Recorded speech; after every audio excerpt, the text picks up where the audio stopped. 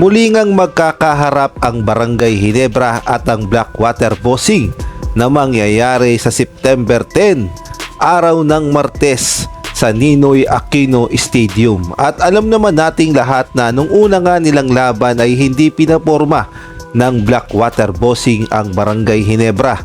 Ang masakit pa diyan ay pinag-aasar pa ng Blackwater ang Barangay Ginebra. Ngunit bago yan, pakipindot naman ang like, subscribe at ang notification bell para updated ka sa lahat ng aking ina-upload. At kung gusto mong magpa-member sa aking channel ay pindutin mo lamang ang join at automatic ka na sa mga shoutout.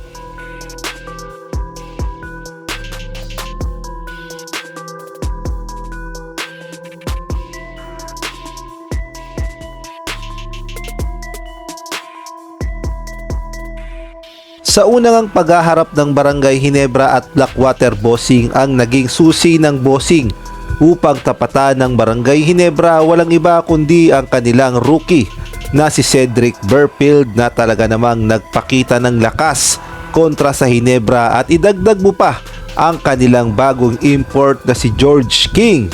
Take note, unang laban pa lang niya yan sa PBA kontra sa Barangay Ginebra, ngunit nagpakita na ng lakas at naghalimaw, kaya naman hindi makapaniwala ang Barangay Ginebra na malakas talaga itong si George King.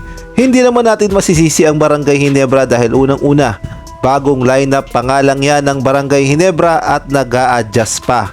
Kaya naman marami ang nagtatanong, makabawi na kaya ang Barangay Ginebra sa ikalawang paghaharap kontra sa Blackwater Bossing?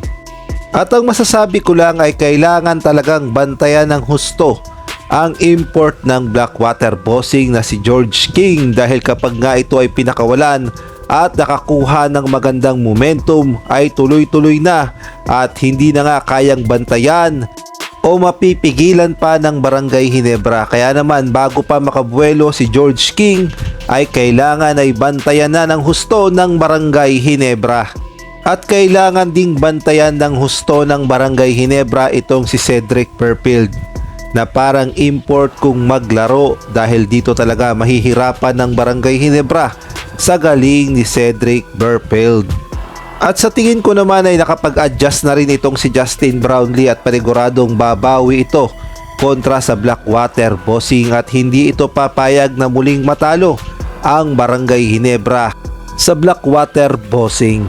At for the record ay 5 taon ang hinintay ng Blackwater Bossing upang matalo ang Barangay Ginebra. Kaya naman kaabang-abang talaga ang kanilang magiging pangalawang tapatan sa September 10, Tuesday, na gaganapin sa Ninoy Aquino Stadium sa ganap na 7:30 PM. At kung kayo ang tatanungin, sa tingin nyo, makakabawi kaya ang Barangay Ginebra o muli silang tatalunin ng Blackwater Bossing? At sa ngayon nga sa Group B ng PBA Governors Cup, pumapangalawa ang Barangay Ginebra na may record na 3-2, samantalang panglima naman ang Blackwater Bossing na may record na 3-3.